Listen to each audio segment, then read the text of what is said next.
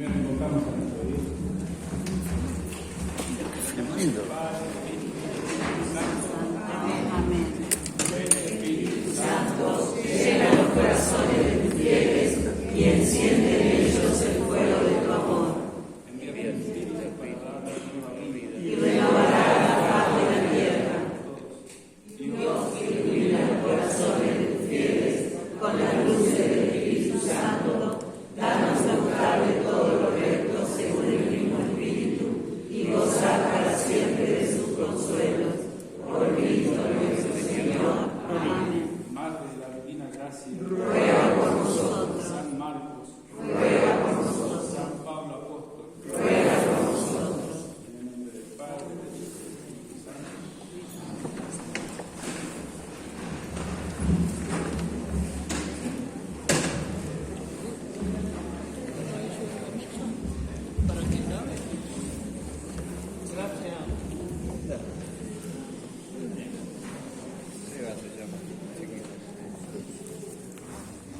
Agradecerte por compartir con ustedes este plenario, este bendito movimiento exclusivo de cristiandad.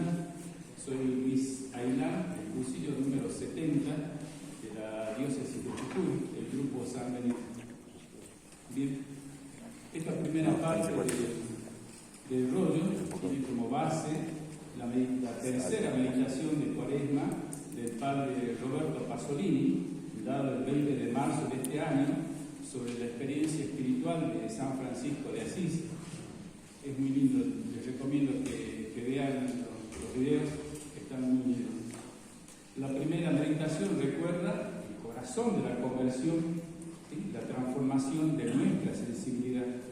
La segunda muestra cómo esta conversión no permaneció como un hecho aislado, sino que el Señor le dio a Francisco hermanos y la fraternidad, y todo esto se convirtió en un lugar concreto en el que el Evangelio tomó carne. Y en la tercera meditación se da un paso más. Conversión y fraternidad todavía no son el punto de llegada, porque el cumplimiento de la vida cristiana también sucede en la misión, en ir hacia los demás. Aquello que Francisco había recibido de Dios, una sensibilidad renovada, la alegría y el testimonio de los hermanos, no podía ser retenido, sino que debía alcanzar y tocar la vida de los demás. El punto de partida es generar a Cristo con nuestra vida más que con nuestras palabras. Generar a Cristo con nuestra vida más que con nuestras palabras.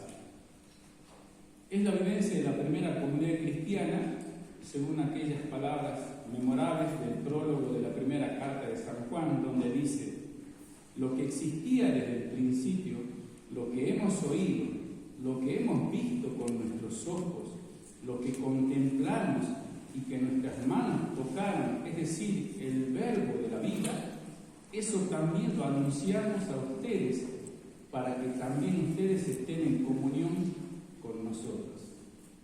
Es decir, primero está la comunión con el Señor y luego está el anuncio. No se puede hablar verdaderamente de aquello que aún no ha echado raíces profundas en nosotros, en nuestro ser. San Francisco conoce la tentación sutil de decir palabras formalmente correctas sin dejarse primero transformar por ellas. Es decir, transmitir a los demás algo que todavía no se ha convertido en vida en nosotros. Primero, hay que custodiar lo que hemos visto y oído. Y vaya que lo vemos en cursillo. Dejarlo madurar en la oración hasta que se convierte en vida y luego también en palabras hacia los demás. Igualmente nos pone en guardia contra una tentación muy sutil: usar las cosas de Dios para buscar aprobación y reconocimiento. Incluso aquello que es verdadero, que es auténtico, cuando alimenta el ego, corre el riesgo de perder su verdad.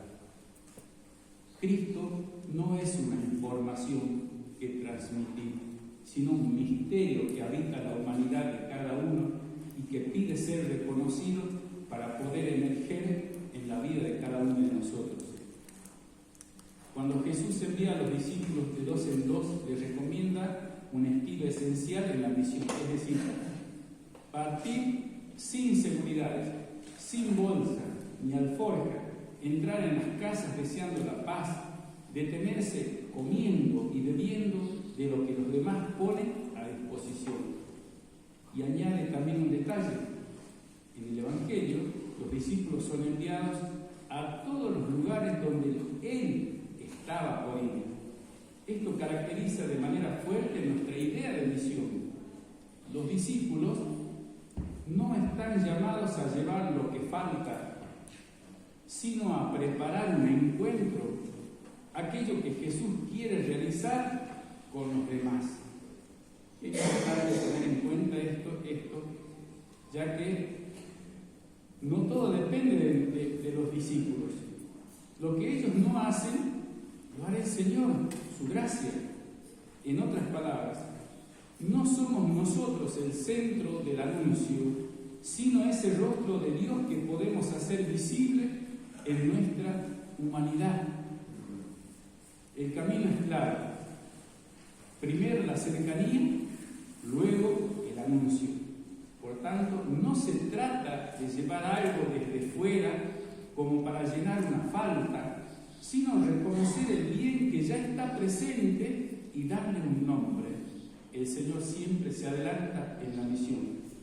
Quien se deje hospedar realiza un gesto débil en apariencia, que parece renunciar a la iniciativa. En realidad revela un rasgo profundo de la verdad del Evangelio.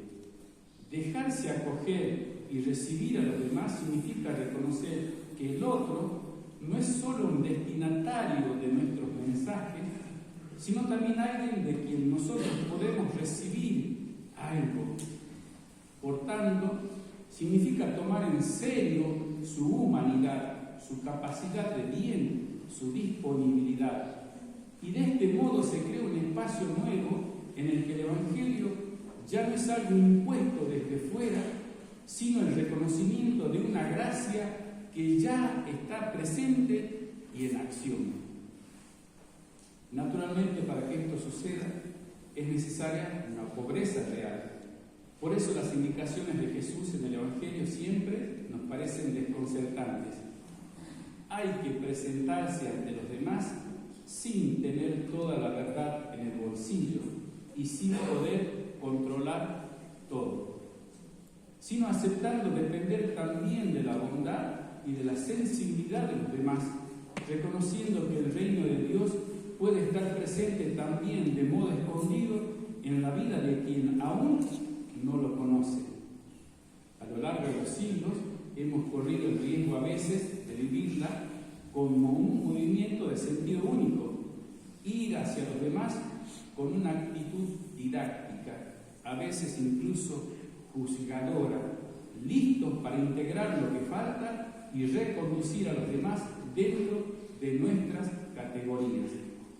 Evangelizar en esta perspectiva significa decir a los demás, incluso sin decir nada, que es bueno que exista, que su vida tiene valor ante nuestros ojos, no para confirmarlos simplemente en lo que son, sino para acompañarlos de manera muy humilde a reconocer poco a poco la verdad y la belleza que llevan dentro, sin tener prisa por reconducirlos a nuestras ideas. El reino de Dios no crece mediante un proselitismo, a veces demasiado forzado, sino cuando nuestro modo de relacionarnos permite a quien encontramos salir a la luz y expresar lo mejor de sí, y así abrirse a la revelación de Dios, su mejor versión. El Papa Francisco, en Evangelii Gaudium, lo había dicho con estas palabras: todos tienen el derecho de recibir el Evangelio. Los cristianos tienen el deber de anunciarlo sin excluir a nadie, no como quien impone una nueva obligación, sino como quien comparte una alegría, señala un horizonte bello o ofrece un banquete deseable. Otra capacidad que San Francisco de Asís con su testimonio señala es la de saber esperar las preguntas y no anticipar demasiado las respuestas. El respeto y la estima con que Francisco se acerca a los demás hacen posible un verdadero diálogo, porque Francisco parece convencido de que es necesario saber ante todo escuchar antes que hablar. Por tanto, evangelizar para él no significa dar inmediatamente las respuestas, sino esperar a que en el corazón del otro emerja el deseo de Dios. No se puede pedir a alguien que cambie de vida antes de haberle hecho experimentar aceptación, respeto, confianza. Dios te acepta tal como eres y estás, yo también. Si se anticipan demasiado las exigencias, incluso las moralmente correctas, nuestras invitaciones no llegan al corazón del otro. ¿Acaso no es este el estilo que tenía Jesús? Cuando se encuentra con Zaqueo, no le pide nada, le dice: hoy debo quedarme en tu casa. Y es a partir de este encuentro y de esta acogida que Zaqueo decide luego cambiar su vida. Evangelizar no significa llenar el silencio con respuestas, sino acompañar a las personas hasta que puedan expresar su necesidad de salvación, hambre de Dios. Esto significa que no se puede acompañar la fe a alguien sin implicarse personalmente, y para esto necesito escuchar. Los testigos del Señor resucitado no son personas que tienen todas las respuestas preparadas, las citas bíblicas sabidas de memoria. Son hombres y mujeres que han aprendido a escuchar las preguntas, incluso las más difíciles, y saben convivir con sus propias luces y sombras, dejándose cada día enseñar por Cristo y convirtiéndose en sus discípulos. El Evangelio no se anuncia para vencer, ni siquiera para convencer al otro, sino para encontrarlo. El otro no es un objetivo que alcanzar, sino un umbral ante el cual uno se detiene esperando ser acogido. Evangelizar no significa acortar a toda costa la distancia entre nosotros y los demás, sino atravesarla con humildad, sin borrarla, custodiando la diferencia como un espacio donde Dios actúa en el corazón de cada uno. ¿Qué hemos contemplado en las palabras y en los ritos de Semana Santa? El Cordero de Dios. ¿Cómo ha vencido el pecado y la muerte? No con una posición de dominio y de fuerza, sino con la posición del siervo humilde que no levanta la voz. La palabra sumisión, sin embargo, podría ser mal interpretada. Es una elección libre de respeto y de diálogo. Significa reconocer que el otro no es un terreno que conquistar, sino una vida que encontrar, conocer y acoger. El otro es tierra sagrada. Quien acepta situarse de este modo permite al otro abrirse, emerger, mostrarse tal como es, incluso cuando es un enemigo. Lo sabemos muy bien. Así el Hijo de Dios se ha presentado al mundo.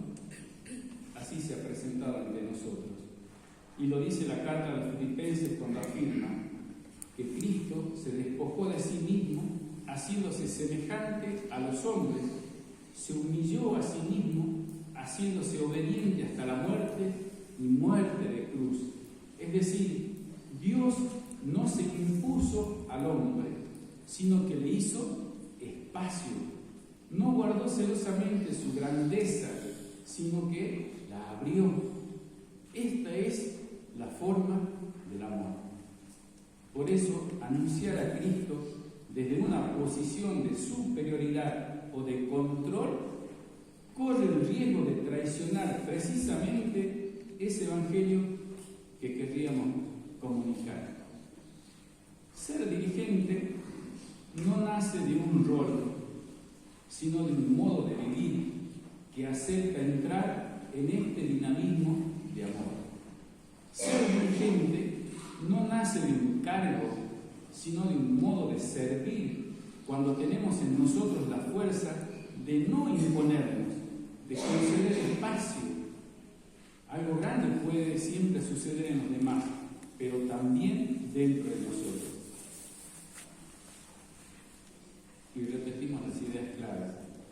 Generar a Cristo con nuestra vida más que con nuestras palabras. Lo fundamental cristiano, seguimiento e imitación de Cristo.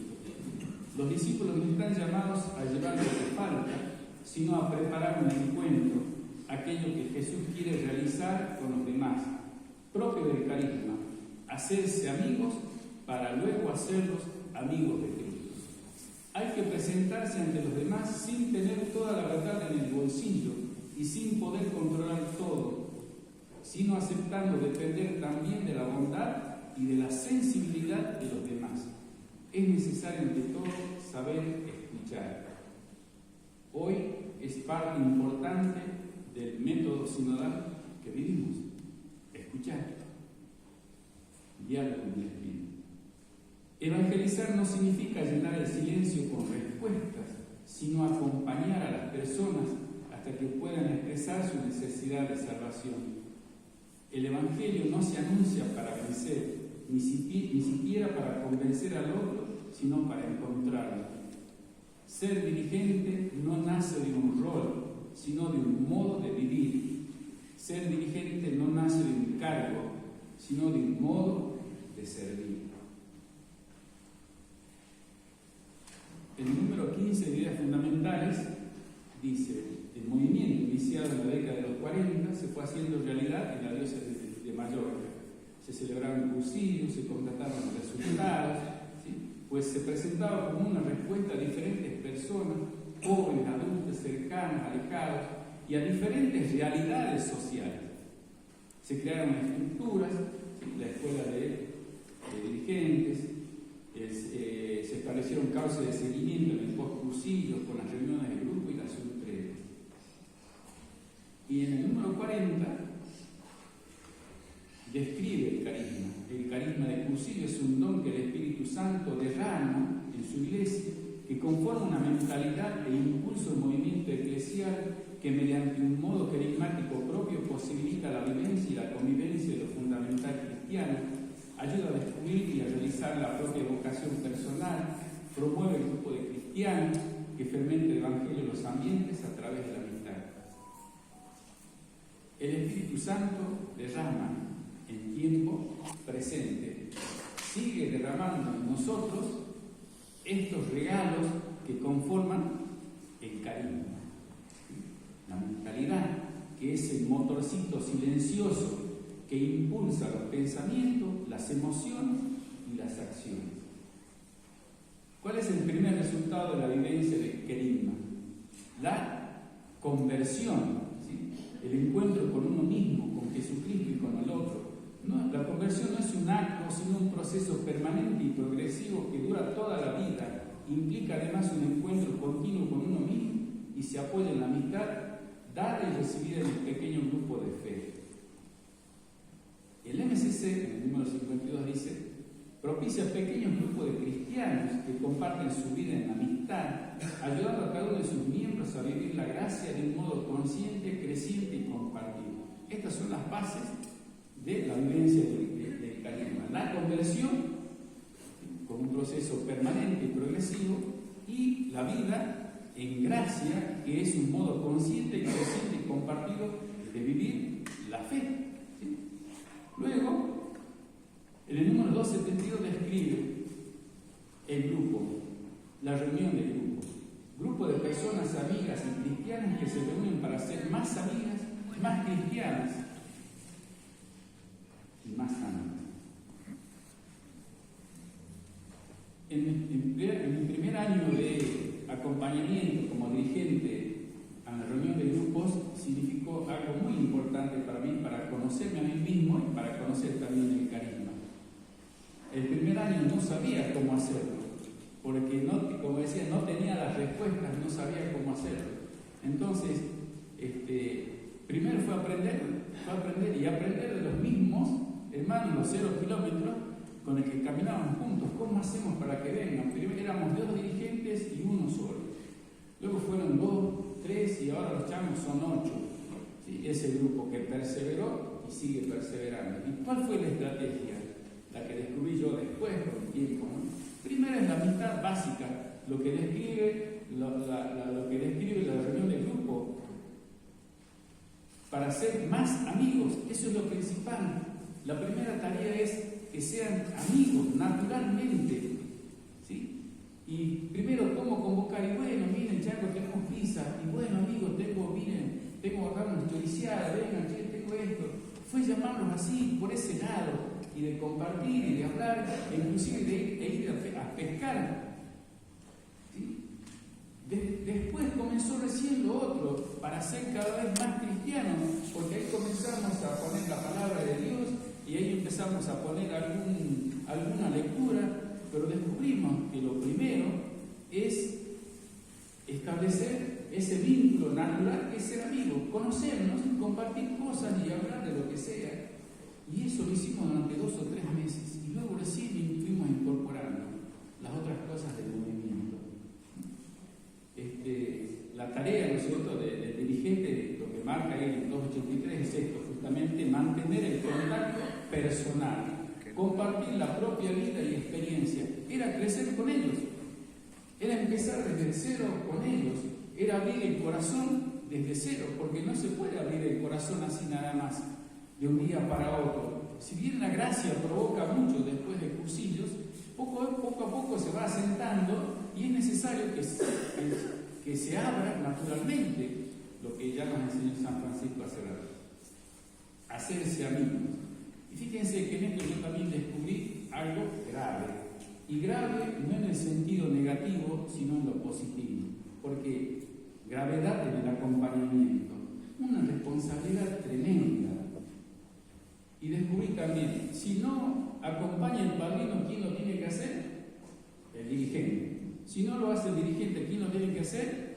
La escuela. Y si no lo hace la escuela, ¿quién lo tiene que hacer? El secretariado. Porque no se puede hacer cursillo y dejarlo a estos hermanos a la deriva. Es una gran irresponsabilidad, ¿no es cierto?, dejarlos así nada más. O acompañarlos 1, 2 o 3 reuniones y listo, allí se acabó. Fíjense la gravedad, ¿no es cierto?, de esto. ¿Por qué? Porque imagínense dejar un vicio, dejar una maldad, dejar una vileza, una perversión, un libertinaje. Es como que mañana me lleven a Irlanda a manejar un taxi. Imposible. ¿Por qué? Porque el manubrio, ¿dónde está? Al lado derecho. ¿Y los cambios dónde están? En el izquierdo. Y yo no sé manejar así. Exactamente le pasa a nuestros hermanos cuando salen del cursillo. Y a veces sí, se sienten tan pierden el control de su vida que necesitan reacomodar las cosas.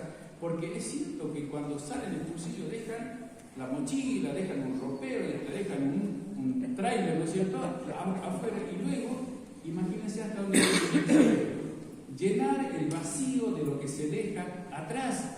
¿Cómo hacerlo? ¿Cómo hacerlo? Habitar ese espacio con paciencia y propósito para reconstruirse a sí mismo. ¿Qué tarea tremenda tienen nuestros hermanos y del cual nosotros somos responsables? Porque nosotros fuimos instrumentos del Señor en realizar esta tarea, en reconfigurar su vida, en revalorizar su vida. Imagínense lanzarlo así, con todo ese bien en su cabeza, en su corazón. Qué irresponsabilidad, ¿no?, si dejamos a nuestros hermanos así. Tienen que utilizar, nuestros hermanos los 0 kilómetros, utilizar el pasado como plataforma de despegue, aprender de los errores, valorar las lecciones, soltar la carga emocional de lo que ya no está. Eso hablando así nada más, de raso, para quien pasa un problema, para quien se divorcia, para quien deja una casa, para quien se queda sin trabajo. Imagínense, ¿no es cierto?, desde lo espiritual, que es mucho más profundo y mucho más fuerte. Y en eso somos responsables, y ahí está la gravedad. Tenemos que valorar, ¿no es cierto?, a los amigos que el Señor nos confió.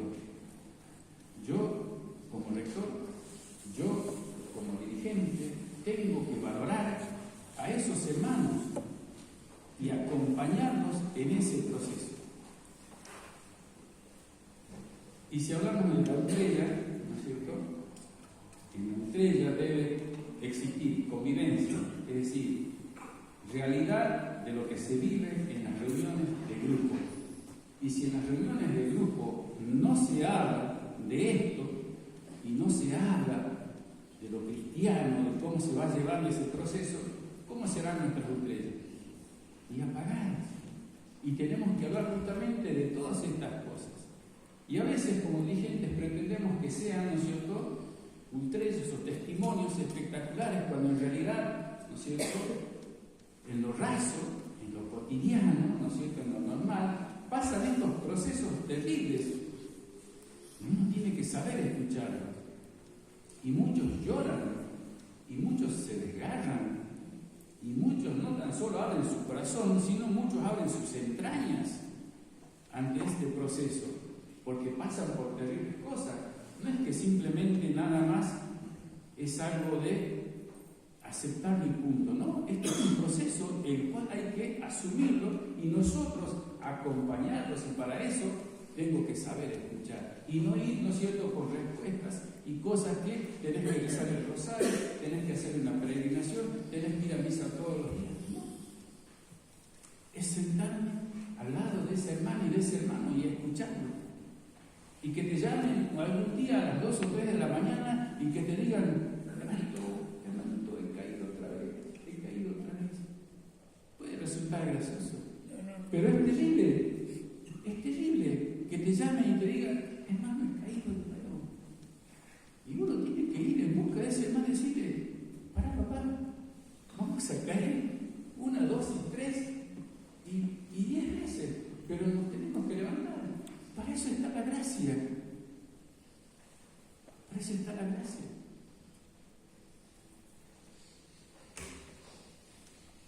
Pero no termina allí también, después del tiempo, ¿no?, en este proceso de acompañar y de hacer de que los grupos se afirmen, ¿no es cierto?, y empiecen su proceso de crecimiento, esto de hacerse más amigos, más cristianos, sino también el hecho también de hacerse más santos. El postcursillo, dice en el número 256, es parte determinante y clave del método evangelizador del MCC, como consecuencia inseparable y culminación de las otras partes, ¿no es cierto?, del método. Es en este tiempo donde tiene que hacerse realidad en la vida de las personas, en los ambientes y en la iglesia, la propuesta nueva y renovadora del MCC. ¿Y cuál es? La de fermentar el Evangelio, los ambientes. Y claro, si no ha fermentado antes, el Evangelio no ha fermentado antes en el grupo, mucho menos lo va a hacer en los ambientes. Uno tiene que acompañar muy de cerca, ¿no? La fermentación de los ambientes con el Evangelio es la consecuencia última de la conversión de las personas. Transformar personas para transformar ambientes. Y en este proceso no se excluyen otros medios de perseverancia como son, ¿no es cierto?, las convivencias. Como en los demás tiempos del método, los dirigentes del MCC cumplen una tarea fundamental en el postcursillo. Desde la escuela y el secretariado son los encargados de iniciar, apoyar y animar cuantas iniciativas y actuaciones sean necesarias para alcanzar eficazmente los objetivos del postcursillo. Esto que dice de acelerar la conversión tiene que ser así, porque no es solamente de parte del secretario de las escuelas preparar temas, preparar rollos, preparar esto. No, es ir viendo cómo se van afirmando y cómo van creciendo estos hermanos y acompañarlos en este proceso, porque si no hay proceso, no hay maduración. ¿De dónde vamos a sacar dirigentes después?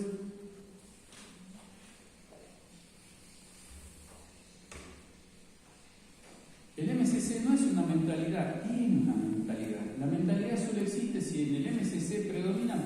que poseen y viven esa mentalidad. Esto es fundamental. Poseer y vivir esa mentalidad. No solamente de cabeza, sino también de corazón. Para que la mentalidad sea realmente el criterio de maduración y crecimiento del MSC, se necesitan personas y grupos que, además de estar mentalizados, mantengan una actitud pensante y sientan la realidad como un interrogante continuo. Y gracias a Dios, esto es lo que permite que tengamos estos encuentros, donde cada uno viene, comparte, ¿no es cierto?, su proceso, ¿no es cierto?, en su diócesis, y así nos enriquecemos y así también nos ayudamos. Este año nos tocó ser cabecera de zona y es tomar la iniciativa de ver que los hermanos de otras diócesis tienen carencias y nosotros tenemos que salir al frente y primero nos surgió la tarea de decir, che, pero nosotros estamos preparados y listos, hay que armar esto otro, hay que hacer cursillo del cuarto día, hay que hacer jornada de metodología, hay que tener un equipo para esto, hay que tener... ¿Y los dirigentes de dónde sacaron?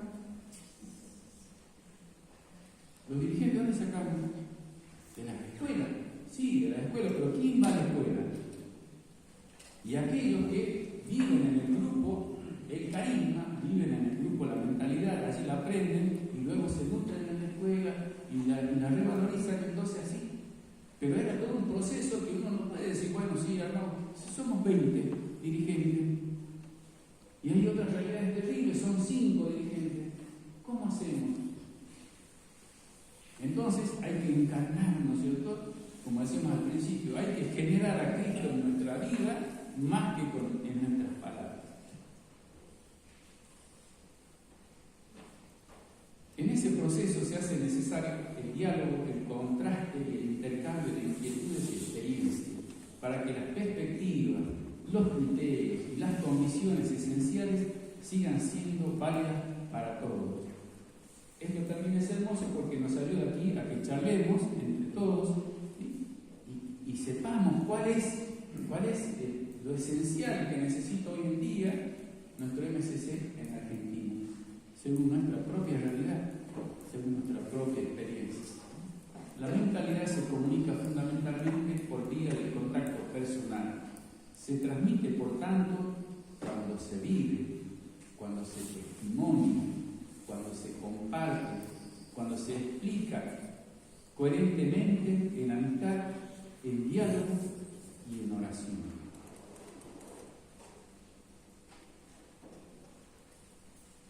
Me ha tocado vivir en este proceso de acompañar a los grupos, de descubrir muchísima riqueza, pero también muchísima carencia de parte de nosotros como dirigentes, que es pensar simplemente ir y dejarle ahí por escrito, ¿no es cierto?, o conformarnos con que ya tienen la guía, ¿no es cierto?, en la hojita de ruta y pensar que con eso ya basta. No, hay que saber acompañar, porque hay hermanos que no se pueden ir directamente a la Biblia.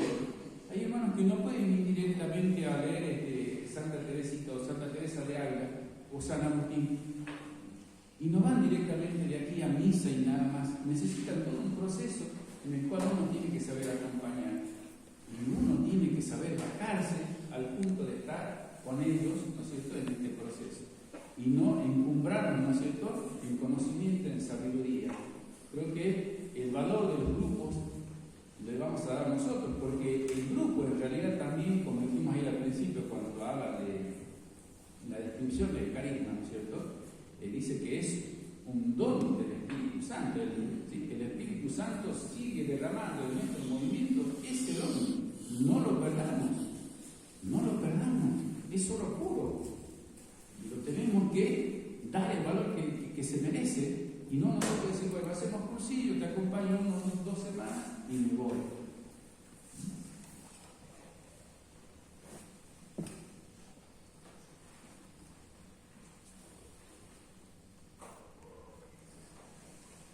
Quisiera terminar con una oración. Dios omnipotente, eterno y justo y misericordioso, concédenos a nosotros, indignos dirigentes, hacer por tu amor aquello que ya sabemos que tú quieres y querer siempre lo que a ti te agrada, para que interiormente purificados y convertidos, interiormente iluminados y encendidos por el fuego del Espíritu Santo, podamos seguir las huellas de tu Hijo amado, nuestro Señor Jesucristo, y con la ayuda de tu sola gracia llegar a ti, oh Altísimo, que en la unidad perfecta y en la unidad simple vives y reinas y eres glorificado, Dios omnipotente, por los siglos de los siglos. Amén. De color.